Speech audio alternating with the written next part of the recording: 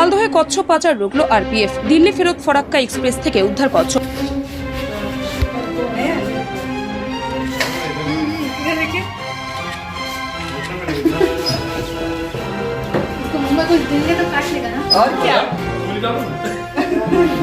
ঘটনায় গ্রেপ্তার দুই মহিলা। ধৃত দুই মহিলা মীনা দেবী ও লাক্ষ্য দেবী ভগলপুরের বাসিন্দা। ধৃতরা সম্পর্কে দুই বোন। সাহেবগঞ্জ থেকে কচ্ছপগুলি ট্রেনে তোলা হয় বলে জানতে পেরেছে আরপিএফ। উদ্ধার হওয়া কচ্ছপগুলি বন দপ্তরের হাতে তুলে দিয়েছে আরপিএফ। ধৃত দুই মহিলা কচ্ছপ পাচার চক্রের ক্যারিয়ার বলে প্রাথমিক অনুমান। টাকার বিনিময়ে কচ্ছপগুলি হাত বদলের জন্য তাদের বলা হয়েছে বলে প্রাথমিক জেরায় জানিয়েছেন ধৃতরা।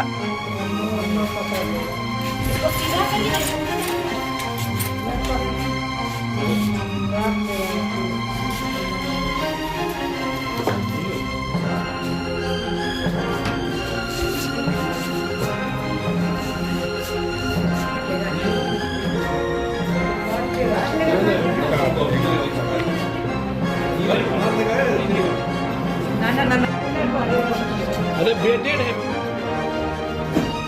ऐसे नहीं कस के पकड़ेंगे। हम बोल रहे तो फिर पकड़े कैसे पकड़े।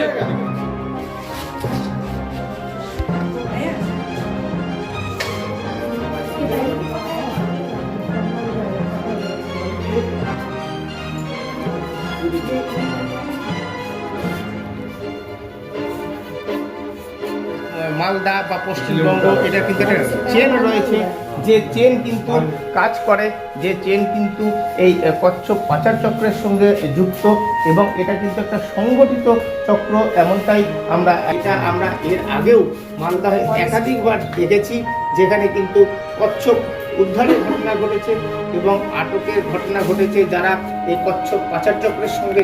আজ যে দুজনকে গ্রেপ্তার করা হয়েছে তারা কিন্তু সম্পর্কে আইনগত পদক্ষেপ নেওয়া হবে।